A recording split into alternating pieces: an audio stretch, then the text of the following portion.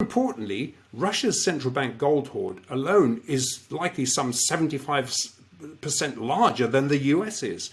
But unlike Andrew, finally, I just wanted to ask you a question. I know it seems that between, episodes, 2 weeks at a time, people are now holding their breath, waiting for what's coming next. What are you seeing further out? Let's call it into the second quarter here of 2022.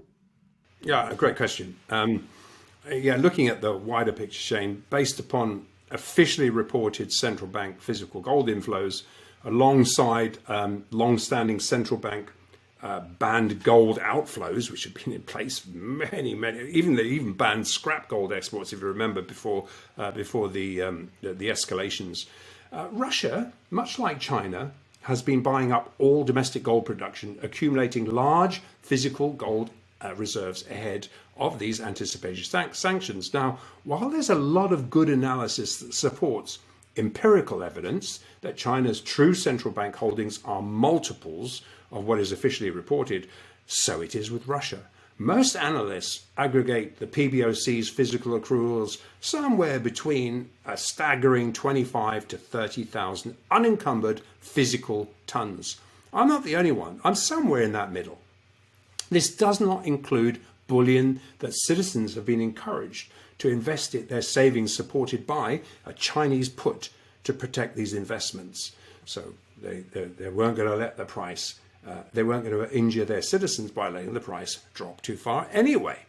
Now, we've got to remember also, while the focus is on Russia-centric nuclear sanctions, it shouldn't be forgotten that a wide range of US-China sanctions also already exist, and there's always a threat of more. And what happened to Russia is being viewed everywhere by every other central bank, including China, as maybe it is risky to hold a treasury or dollars. However, really very little has been actually reported regarding these undisclosed Russian central bank reserves.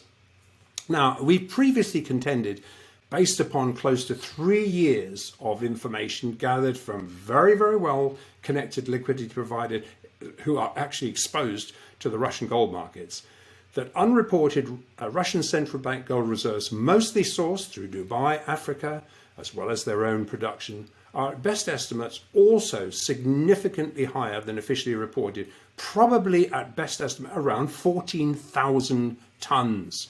Now, Russia and China have a gold trading alliance, and these aggregated reserves dwarf the combined reserves of every other combined central bank.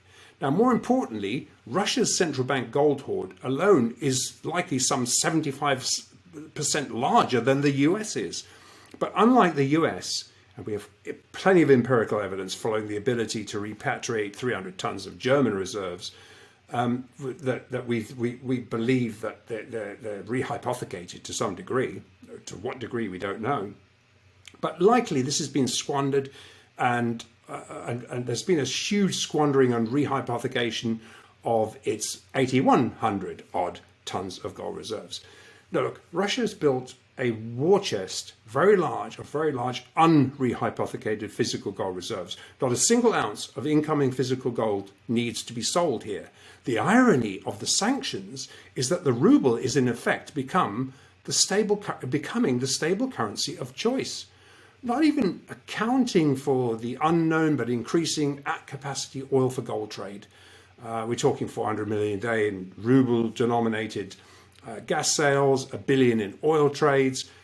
Look, the ruble's going to rise, and the gold hoard and the price will rise with it because they're intricately linked. And we consistently evidence insiders scrambling to try and stem paper market gold liquidity flowing out of the casino into a guaranteed physical buyer. And while this cannot be seen to be occurring above the table, it is occurring by way of exchanging physical gold with Russia for the energy trade.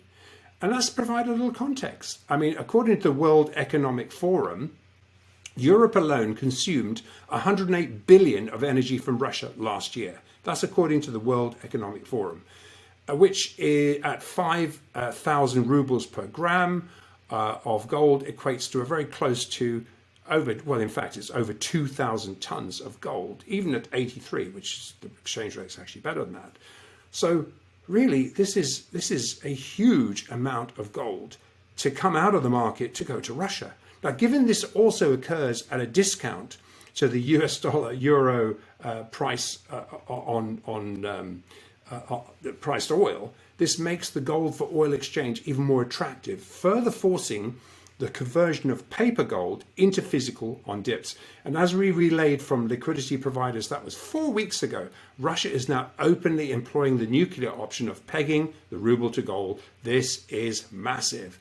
And it's going to backfire against all the half-baked sanctions and will drain the LBMA and the COMEX of paper gold, unless they allow the price to gold to rise above the floor or remove the sanctions, which seems unlikely because they've boxed themselves in.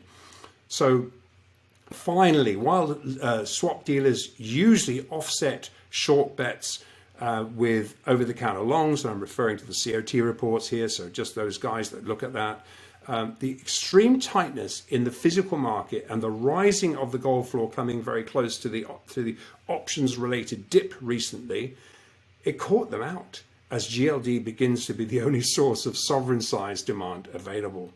Now, given this GLD flywheel is not Basel III compliant, the authorized participants will have to call in leases and force physical allocations.